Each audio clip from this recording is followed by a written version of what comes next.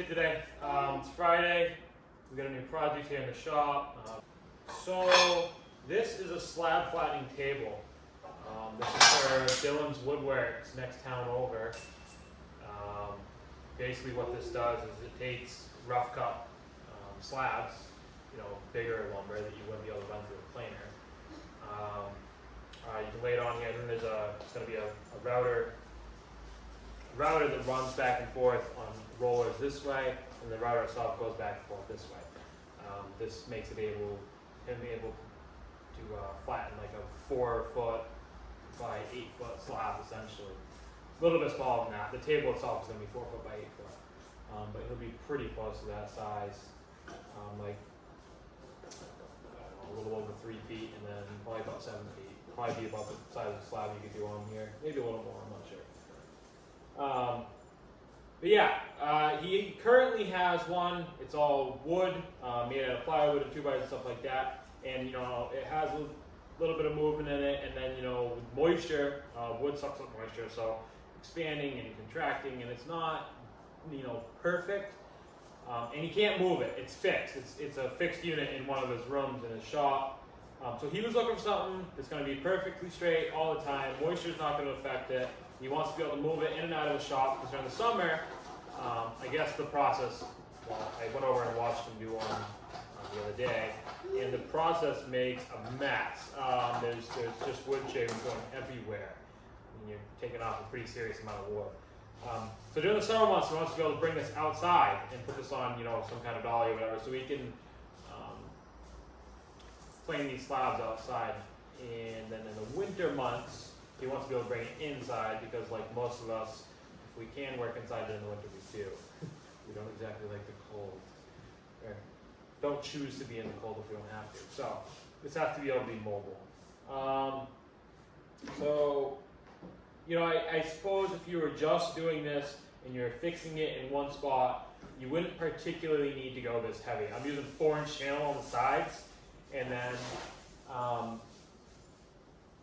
dogs gotta jump on. Then my runners are 2x2 angle. The 2x2 angle is pretty standard. The 4-inch channel is probably a little aggressive. I did that, so when he's bringing it in and out of his shop, I went and checked it out, and it's gonna be really easy if I make it so he can literally just lay this thing up on one side and drag it across the floor. And I want him to be able to do that and be confident that it's not gonna twist the table. I think if I went with an angle, you'd be hard pressed to make sure that thing stayed straight. I think it would have some twist in it. So 4-inch channel down the sides. You're not going to get a twist out of those. Not with something this small. It's not too heavy. I've got the N2 rails tacked up. Just tacking it on the floor because it's the easiest spot to be able to do it for me. And then I'll set it up on a table and make sure everything's perfectly square, perfectly level, and all that. These will all obviously come up, be at the top here, like the end ones. On the sides, so those of you that know what a slab flattening table is, you'll know that there's a whole jig that has to roll over the top of this. We'll be making that as well. This is just where I'm starting. That is going to be on inverted V-groove pulleys. And I did that so I can put this is angle, see that? I'm laying this down top of the channel leg here, and so what this does, that inverted V-groove wheel will lay on top of this so you can roll up and down it. And this way, this will shed wood shavings. You can't have a channel with a normal wheel because that channel will retain wood shavings. When that router is throwing wood shavings everywhere, it's going to sit very nicely in a groove on each side of the table. And if that happened and then you roll over it, what that does is going to lift your whole router jig, lift your router bit, and make a bad spot, you get the idea. So I went with an inverted V-groove. So this way, any wood shavings that land on this is just going to shed off the side. It's not going to pile up, ideally. Crazy things can happen, but the kids and the dogs are after chipmunks out there. At least they keep themselves entertained. Anyways, so this is where we're at, getting it all tacked up. This is where we're at. The dog's being a big help tonight. A couple of them. All those angles are just tacked in. I just tacked them in. First I did the N2, like you could see in the prior video. and then I squared it, and then I added all these center ones in, made sure it was still square, which it was, and then I leveled it in all directions. You know, you can see I got a little over a 1/4 inch here, and that's really just my floor is out a little bit. Actually, I got a shim, I got 1/4 inch on that end because the last, like, I don't know, 12 feet of my shop actually slant out, so water runs out. But that's besides the point. Anyways, get it leveled up. I'm gonna double check it one more time, and then I'm gonna start welding in these cross pieces. And you know, I got to make sure, you know, I do a little bit of weld here, a little bit of weld there, a little bit of weld here. If you do too much welding on one spot, you know, it'll heat the metal up so much it'll actually cause it to distort, you know, potentially. And I don't want that because this table needs to be, you know, pretty near perfect. So that way when he flattens the slabs, they come out perfect. So that's your little update, guys. So I'm gonna get back to welding. All right.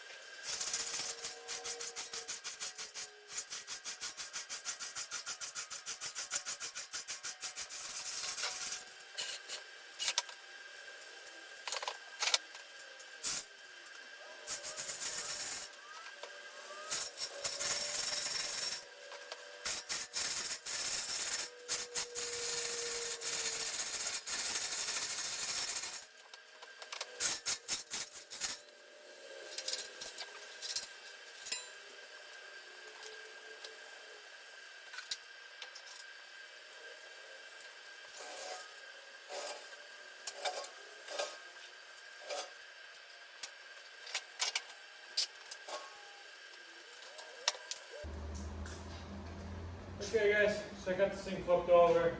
Put some more weld on the bottom side of these angles here. I welded the outside, so I'm gonna weld the inside too. I think that's gonna help stiffen it up. Then I'm probably gonna put some cross pieces in. As you can see, you know, just for the sake of trying to keep it level and stuff, put this little scrap piece on the ear. This is the section that's missing that one piece I gotta go down and get today. So yeah, I don't wanna have it twisted and then be putting more weld on it because somebody's welding it out of shape. So that's why I'm putting that there anyways, just to keep this end up. Yeah, as you can see, gantries are nice to have. They're a back saver. You know, this isn't a particularly heavy piece at all by any means. We're going to build it that way, keep it light. But you know, when you get a gantry laying around, there's no need to be trying to manhandle it and muscle it around and potentially hurting yourself. You know, I'm here alone, something happens and it slips and it dings me in the head, you know, you're pickled. So if you have a better way to move things without having to kill yourself, use it. Use it to your advantage.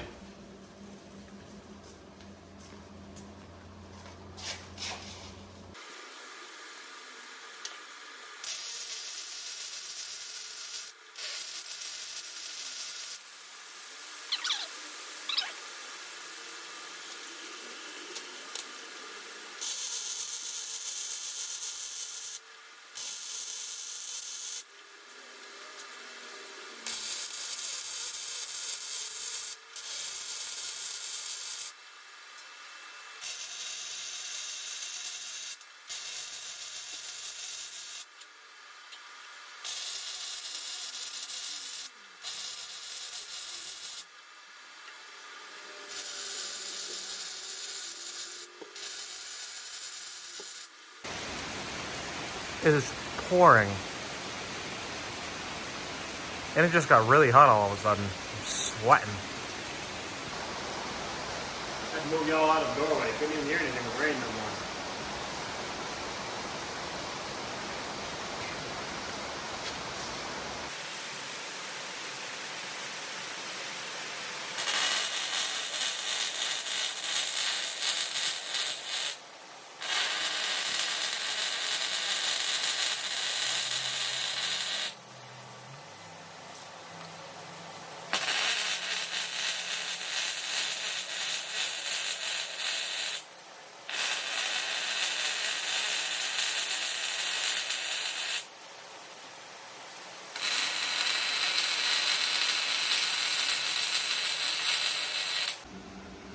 What's up, guys? So I'm gonna put a brace across the end, both ends thing, but I just wanted to show you how I cope this out so it'll sit down in there good. This piece 3x4 angle, and this channel is 4-inch, so I want it to be able to cover the whole end of the channel so I can fully weld it on both sides. But I don't want it sticking below. I want this to be the base, so I don't want anything, you know, because we're looking at the bottom right now. So I don't want anything on top of the, below the bottom. I think you get the idea. Words are hard. Anyways, so I coped out that flange. I'm going to put it in. It's going to make a lot more sense once it's in. But I just wanted to show you, you know, how I cut that top flange out of there. And I'll go ahead and set it in. It'll probably make a lot more sense than me trying to use my words to explain it. So hold tight. I think you can probably see a little better from over there. So I got these two pieces here to set it down on.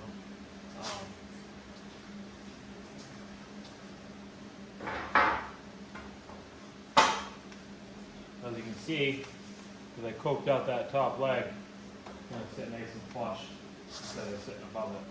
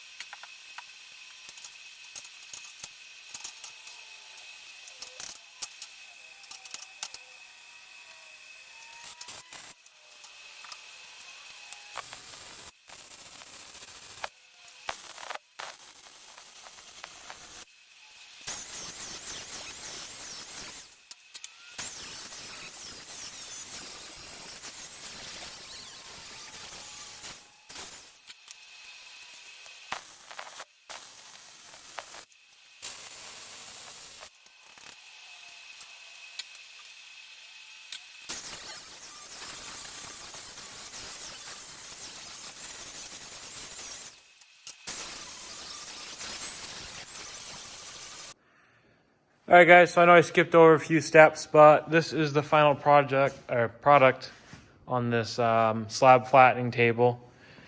We got this slide made up for the router. Put a handle on it. He only has access from one side of his table, and obviously it's easier to work from one side of the table anyways. So we put this detachable handle on here. I got to put some paint on it, but it's threaded in right there, so you can unscrew it if you don't need it. You know, if you're doing a small slab, you're only gonna work from one side of the table. But yeah, that's all on there. Got the rollers all set. Everything moves nice. Got some stops so you can't roll off the end of the table.